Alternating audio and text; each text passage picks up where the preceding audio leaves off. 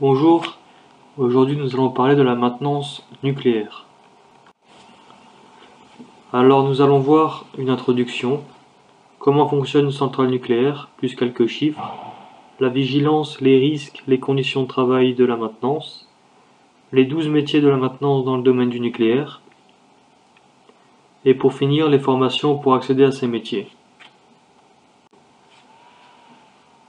Les centrales nucléaires, réputées sûres, fiables et économiques, sont généralement exploitées de façon prudente et méthodique. Leurs activités de maintenance sont bien planifiées et menées avec rigueur, de manière à limiter autant que possible les risques pour les travailleurs, la population et l'environnement. Comment fonctionne une centrale nucléaire? Donc on peut voir qu'il y a 3 circuits, le primaire, secondaire et le refroidissement. Donc le circuit primaire. Dans le réacteur, la fission des atomes d'uranium produit une grande quantité de chaleur. Cette chaleur fait augmenter la température de l'eau qui circule autour du réacteur à 320 degrés. L'eau est maintenue sous pression pour en l'empêcher de bouillir. Ce circuit fermé est appelé circuit primaire. Circuit secondaire. Le circuit primaire communique avec un deuxième circuit fermé qui est appelé secondaire, par l'intermédiaire d'un générateur de vapeur. Dans ce générateur de vapeur, l'eau chaude du circuit primaire chauffe l'eau du circuit secondaire qui se transforme en vapeur. La pression de cette vapeur fait tourner une turbine qui entraîne à son tour un alternateur. Grâce à l'énergie fournie par la turbine, l'alternateur produit un courant électrique alternatif. Un transformateur élève la tension du courant électrique produit par l'alternateur pour qu'il puisse être plus facilement transporté dans les lignes de tension. Le circuit de refroidissement. À la sortie de la turbine, la vapeur du circuit secondaire est à nouveau transformée en eau grâce à un condenseur, dans lequel circule de l'eau froide en provenance de la mer ou d'un fleuve par exemple. Ce troisième circuit est appelé circuit de refroidissement. L'eau de ce troisième circuit peut alors être refroidie en contact de l'air circulant dans ces grandes tours, appelées aéro-réfrigérants. Les 3 circuits d'eau sont étanches les uns par rapport aux autres. Quelques chiffres. Donc il faut savoir qu'en France, il y a 58 réacteurs, dont 19 sites actuellement. Bon, du coup, Fessenheim a fermé, du coup il en reste 18. Alors le nucléaire produit 405 TWh par an. Donc il faut savoir que 1 TWh c'est égal à 1 milliard de kilowatts, ce qui est énorme. Et la production d'électricité se fait 70% provient 70% du nucléaire. Un réacteur de 900 MW produit en moyenne 500 000 MWh, donc pour alimenter à peu près 400 000 foyers. Là, nous allons parler de la vigilance dans le domaine du nucléaire. Alors, depuis la salle de commande, il y a un opérateur, pilote de tranche, qui est aux manettes du réacteur nucléaire.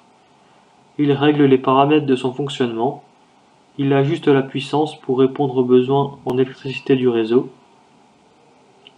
Il se doit de maîtriser toutes les fonctionnalités du site et de suivre des formations de remise à niveau régulières pour s'informer des évolutions technologiques et neutroniques,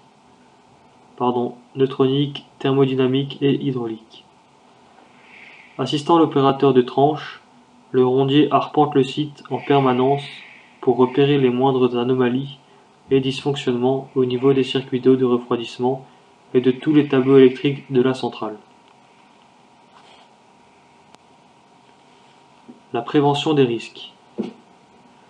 Lors de ces opérations, les techniciens en charge de la manipulation sont accompagnés de techniciens en radioprotection. Leur rôle consiste à veiller à la mise en œuvre des process de sécurité des personnes contre les risques liés à la radioactivité. De manière générale, ces derniers sont appelés à la moindre anomalie afin de mesurer le taux de radiation et vérifier les systèmes de sécurité. Ils interviennent dans les centrales et leurs alentours, ainsi que sur les sites de traitement et de stockage des déchets. Les conditions de travail. Une centrale nucléaire ne ferme jamais ses portes. Les techniciens de maintenance sont tous soumis au rythme 3x8, ce qui implique de travailler en horaire décalé et de faire preuve d'une grande disponibilité et adaptabilité. La filière du nucléaire impose un haut niveau d'exigence et nécessite une vigilance constante ainsi qu'une forte résistance au stress. À présent, nous allons voir les 10 métiers principaux dans le domaine de la maintenance. On a alors l'automaticien, donc il installe et programme des équipements automatisés et des machines-outils. De plus, il fait l'entretien régulier. Le calorifugeur, donc il monte des isolations thermiques. Il s'occupe de tout ce qui est tuyauterie, cuve, appareil pour protéger l'environnement extérieur. Et il évite les pertes ou gains de chaleur. Le chaudronnier, tuyauteur, donc lui il va travailler les métaux, donc l'acier, le carbone, l'inox, l'alliage, l'aluminium. Il va s'occuper aussi des fluides, liquides ou gazeux, à des températures ou pressions plus ou moins élevées. L'échafaudeur, lui il va faire l'ouvrage métallique, pour permettre d'effectuer des réparations sur des matériaux dans le cadre d'opérations de maintenance corrective ou préventive. Puis l'électricien, donc il remet en conformité les armoires électriques. De plus, il identifie les dysfonctionnements, répare, change les pièces. Il s'occupe aussi de l'étalonnage des instruments de mesure et de soudage. Le logisticien nucléaire, qui fait la préparation logistique des chantiers. Il réduit les risques radiologiques et il gère les déchets radioactifs.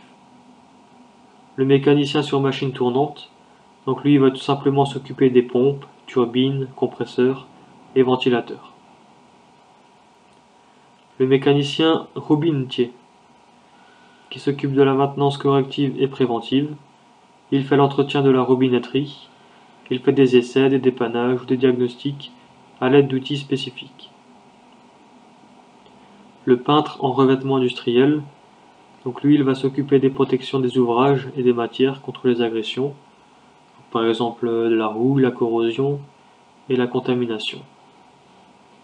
Le soudeur, il va tout simplement s'occuper des travaux d'assemblage, d'installation, de modification et de maintenance. Le technicien en contrôle non destructif, donc lui il va contrôler les soudures du soudeur, voir si elles sont étanches, donc par exemple sur des canalisations ou des structures métalliques. Ensuite il va s'occuper aussi des radiographies et des ultrasons. Le technicien en radioprotection, donc lui il va faire le préventif des risques radiologiques et la radioprotection et visite de surveillance sur les chantiers. Donc voilà les 12 métiers principaux du maintenant. Maintenant nous allons parler des formations. Donc les formations pour accéder à ces métiers. On peut commencer par un bac pro environnement nucléaire, puis on peut suivre par soit un BTS contrôle rayonnement ionisant et application technique de protection, soit un DUT hygiène, sécurité et environnement, soit un autre DUT génie thermique et énergie. Par la suite, on a le choix entre deux licences. Donc la première, santé, sécurité en entreprise et radioprotection. La deuxième, maintenance et milieu nucléaire. Après voilà, il faut savoir que dans ces métiers, on n'est pas très bien payé. Donc le salaire brut à peu près de base est de 1600 €. Voilà ma présentation, merci de m'avoir écouté.